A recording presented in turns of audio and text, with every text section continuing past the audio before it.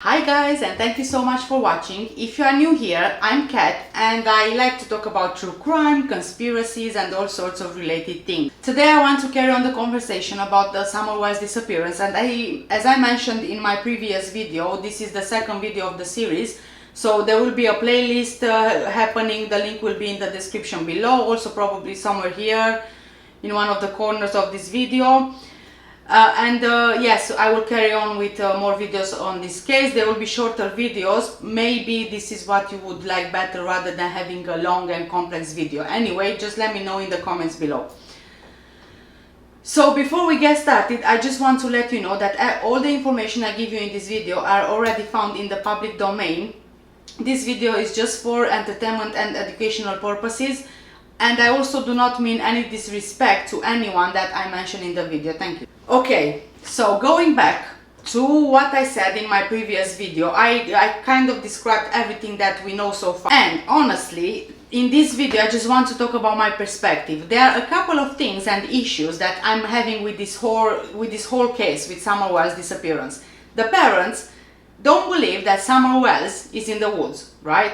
So we've seen from both of them from the beginning pushing the abduction theory, emphasizing on the abduction, repeating there's no other possibility apart from the abduction, which is very odd.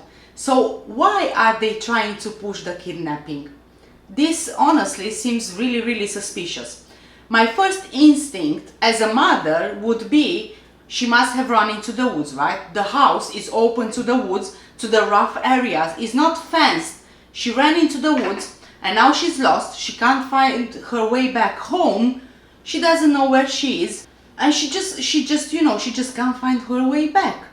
So why would they say that she was abducted? That there's no way she ran into the woods? You can't really trust that a 5-year-old won't go somewhere you didn't allow them to. I'm thinking she could be in the woods and the parents are trying to send everyone away from the woods, and that's why they keep repeating this over and over again at every chance they got. This could be one possibility. Then we also have the 2020 domestic assault. Candice Bly filed an order of protection against Dawn Wells. Is it possible that Dawn did something to Summer and then both parents covered it up? Maybe the mom is scared of him. Maybe the abuse is still happening and she's just scared for herself and the kids. Then there's another thing I find really weird here. Candace said Summer went out the basement door, which was unlocked. Why was that door unlocked? If you know that your kid uses that basement as a playroom and it has a door leading outside, you don't keep the door unlocked, right? Did they forget to lock the door? But then how come Summer wasn't spotted when she left through the door, when her grandma's trailer was next to the door? Summer would be visible from there, right? Also, Candace, she's saying that she was only out for 2 minutes. Now, if you look at their house, they are surrounded by woods and rough terrain. It's simply impossible in 2 minutes someone to abduct Summer, take her to the car and drive off without being seen or heard. 2 minutes, 2 minutes. It would be enough for Summer to shout and her mom would hear her, right? It just does not make any sense. I think Candace says 2 minutes so she's not deemed negligent. This is how I see it. I want to address a few things that are being said on social media right now. And one of them is about Summer's hair, and that her hair was shaved to hide negligence. She had lice because she wasn't taken care of. Honestly, if you ask me, I think lice prefer clean hair. I really don't see this as a sign of negligence. Kids can catch lice from anywhere, really. Plus, there are so many treatments out there, you don't really need to shave off your hair to get rid of them. The question that I'm asking myself actually is, why did Candace Bly shave her own hair? Did you ever ask this question? This is what I find odd rather than Summer's shaved hair. Looking at photos of Candace on social media, she did have long hair and she seemed to like her long hair, so why shave it then? Do you guys have any ideas? I'm not sure I find Summer's short haircut suspicious. It really depends on the person, I think. I mean, I shaved my daughter's hair when she was little because I wanted her hair to grow nice and healthy. I even shaved my own hair because it was falling so much, and I tried to, you know, strengthen it. But did you, hold on a second. Did you consider the possibility that perhaps it was Summer's mistake, the head shaving? She grabbed the hair trimmer or the scissors on her own, wanting to do what Mommy did? Or there is another possibility here. Did Daddy do something to Mommy's hair and she had to shave it? She was upset, so Summer copied her mom to make her feel better? I mean, I don't know. Maybe it's nothing. It's just sometimes we try to find some, you know, hidden meaning to everything. But boy, Dawn and Candice are drunk or high in one of those interviews I've seen, especially the mom. Oh my goodness me. Was she on some kind of pills? Maybe anxiety or depression or something? I've also read that she has a dealer, a drug dealer, so is she a drug user?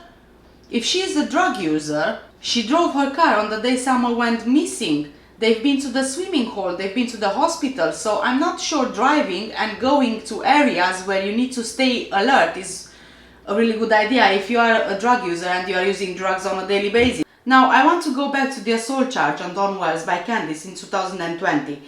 There's one piece that stood out to me, right? The fact Don punched himself in the face shows he has some major anger issues. I think he punched himself so he doesn't hurt others even more. Maybe so he doesn't hurt Candice even more. Maybe because he just can't control his anger and he needs to let it out somehow. I wonder then what would have happened if there wouldn't be any witnesses around.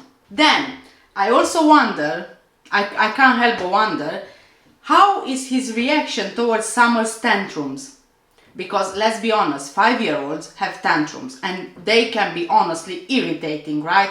So with Don's anger issues, that's again a very bad combination. I have also found a post on Don's Facebook where he talks about his dream. Quote, "I dreamed that Summer was with me on a commercial construction site and I asked her where she had been. And she sat down the road. I woke up with the word Maderna repeating over and over again. We've been praying to God to send angels and please give us something to go on. I've looked on maps and could only find Maderna Prod in South California and a small place in Mexico. Please help me with this. It might mean something to somebody. Prayers, hope and love." End of quote. Now, I've checked online and a lot of people are speculated that Don could actually mean the Moderna vaccine. But he also mentions he looked for this company. And I also looked for this company. And I found that there is a company called Moderna Products Southern California on 16 Commerce Drive in Southern California, which is around 200 miles from Hawkins County. He talks about a construction site and stuff like that. Is it possible we are talking here about an embedded confession? The company that I just mentioned seems to be on an industrial site in the middle of nowhere, really. I don't know if it's just a coincidence or is he trying to say where Summer is? This, honestly guys, if you follow Madeleine McCann, this reminds me so much of Madeleine McCann, the abduction theory and Kate's dream about Madeleine. And then I'm also thinking, is it possible Summer drowned when they went swimming at the swimming hole whilst they were waiting for her grandma's prescription to be filled? Or maybe she dry drowned later and she was disposed of to protect the other kids from being taken away? Maybe Don is not even aware of what happened with Summer. Maybe Candace told him after the fact and to protect themselves and the other kids they disposed of Summer's body. There are a few hours unaccounted for in the timeline. Candace says she can't remember everything or all the times. Dry drowning mainly happens in children. While 95% of children are fine after accidentally slipping underwater, it's important to be vigilant and aware of drowning symptoms that can happen once the child appears safe and dry.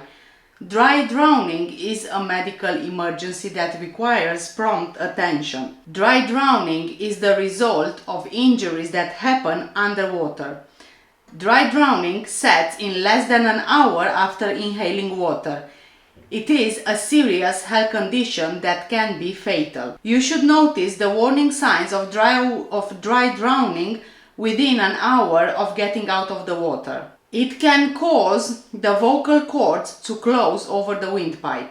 Breathing becomes difficult, or it can prevent any oxygen from getting in or out of the lungs. The symptoms can be difficulty breathing or speaking, irritability or unusual behavior, coughing, chest pain, low energy or sleepiness after a water incident. Can it be that Candace mistook Summer's tiredness, like we saw in the last video, for actual symptoms of dry drowning, like low energy or sleepiness? Maybe she thought Summer is too tired from the swim rather than taking water in. Maybe the 15-year-old boy who went in the water with Summer played with her, maybe flipped her, and she went down in the water, causing her to take water in, and this led to her dry drowning. Is it possible the boy saw everything that happened and he was convinced not to talk by giving him alcohol, as it is speculated? I also really find it a bit weird that a 5-year-old is left in deep water swimming without the parent near her. Or I don't know, maybe it's just me. The video that I have seen of Summer swimming really honestly gave me anxiety. Or maybe it's just because I am usually scared of deep water. I don't know which one is it, but I just find it weird. Apparently, Candace and Dawn passed a lie detector test, according to Dawn, of course. But then, I am wondering, would the police tell you straight away the result of the lie detector test? Or would they keep it to themselves? It's also strange that the police didn't comment on Dawn's statement about the lie detector results. Did they really pass their polygraph test? There's absolutely no comment from the investigators about the polygraph results. Would they really tell Dawn and Candace the results without making the results publicly known? Are the parents just assuming they passed without being told anything else by the police? We also know that scent and cadaver dogs were brought in at the house, and the scent stopped at the road. Is it possible that a scent was picked up from the house to the road as Summer was heading into the car, and that's why the scent stopped at the road? I really think that dogs can really paint a picture when you pay attention to them, a map if you will.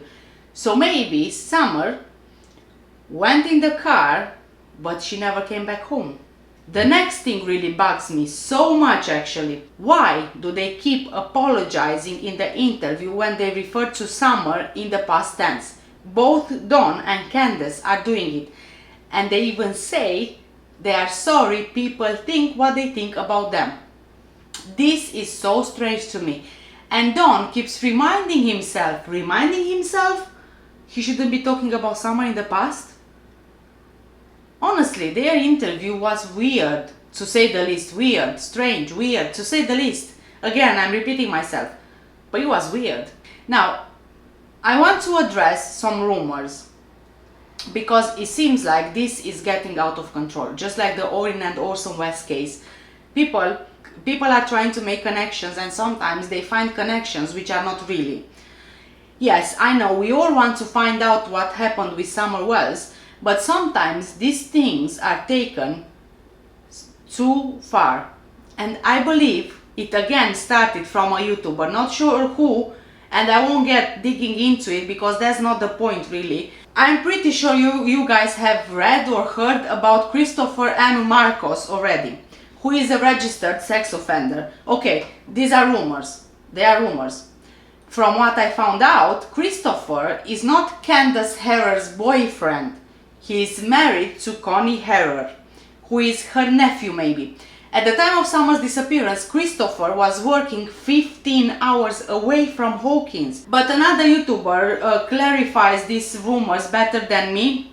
If you want to check it out, I'll leave the link for her video in the description below. There are a couple of messages there on Facebook. I think that there was some sort of a chat between some people, and this was cleared up. Yes, with thanks to Monkey Mar YouTube channel for clearing up these rumors. I might not be up to date with some details around this case, as I haven't been able for a while to get back into researching, but I'm trying as best as I can to give you clear information.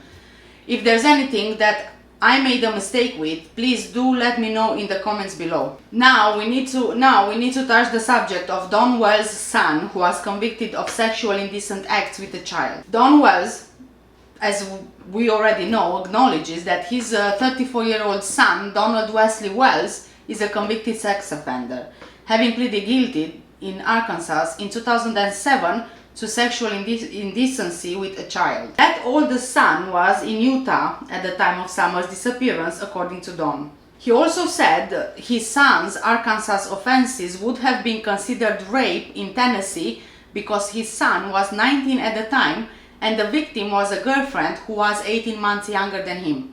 I honestly don't think that this has anything to do with Summer's disappearance. I don't think that it has any connection to it whatsoever. Okay, so lastly, I am going to touch a few more things I found online on social media again. And I am not trying to entertain any rumors. All I'm trying to do is give you all the info out there. There is a piece of information from a person that the basement was used for punishment for Summer. This same person is saying that Summer was punished there before, when she pulled plants out of her grandma's garden. Before moving to this property, the grandma had planted flowers as a tribute to her missing daughter, to Rosemary. And it's possible that she actually carried on this tradition when she moved on the property with Candace and Don. There is a lot of speculation going around as to what happened and the type of parents Don and Candace are, from people who observed or witnessed them at their home. Apparently, Candace is a violent person. She even jumped at her husband. She shoved Summer. She used to punish her, and she was also jealous of her. Candace, she does have a domestic battery assault charge, so there could be some truth to it. Allegedly, Dawn would buy Summer a lot of gifts, such as dolls and jewelry, but she would always give these gifts away. From this, a lot of people are reading that she could have been sexually abused by her dad, and the gifts were part of the grooming, and that's why she gave those gifts away. Again, there's nothing out there to prove she was sexually abused by her dad, and also there's nothing wrong with a dad buying gifts for his children. Again, I don't see anything suspicious about Summer's gifts giving to others. I think most of us teach our children to share, and perhaps this is what Summer was doing. We simply don't know. Someone else is saying that Dawn and Candace are not like they portray to be in their interviews. They are not nice people in most circumstances, and Dawn only talks so nicely when he needs help with something. It seems that's the reason they even went to their local church, so they get donations and support. And I've also read somewhere that they were to a different church, but when the donations stopped, they stopped going to that church and they went to this church, who are still donating. On the other hand, Don is saying he found God in prison and he turned to religion. We also know people who do it, and they are devoted to God. So again, on its own, it doesn't quite seem out of the ordinary. It's now been 2 months since Summer Wells went missing, and rescuers have utilized 82 agencies from Tennessee, Ohio, Virginia, Alabama, Georgia, and North Carolina to cover 4.6 square miles around the home, encompassing 3,000 acres of mostly rugged mountainous terrain that was made even more dangerous by thunderstorms. But Summer's location still remains a mystery. Numerous specialized search and rescue groups and numerous canine teams have been represented from these agencies. I want to quote from Tim Coop, the rescue squad captain. While encountering these conditions, we are still searching with an aggressive approach with extreme attention to detail. Search efforts will continue on a more specialized team basis. Rest assured that we have not quit and won't quit until we find summer wells. We will continue to work with Hawkins County Sheriff's Office, TBI and FBI until we find summer wells. As mentioned before, where we need the general public and people that live in the Beech Creek community to please continue searching your property and fixed structures on your property where she could be hiding. End of quote. Anyone that has any information is asked to call the Hawkins County Sheriff's Office at 423-272-7121 or the Tennessee Bureau of Investigation at 1-800-TBI-FIND. FIND. Parents Donald Wells and Candace Bly confirmed that the Department of Children's Services removed the 3 boys from the home for reasons not disclosed. Thank you for watching, and I will be making some more videos on Summer Wells' disappearance, discussing about the timeline according to Candace, Bly, Hunter, the 15-year-old boy who was with them at the swim hole, and also according to Allison, Hunter's mom. And possibly there will also be another video where I will be trying to analyze Candace's and Dawn's interview. So I'll see you in my next video. For now, thank you so much for watching. Please stay safe and take care. Bye!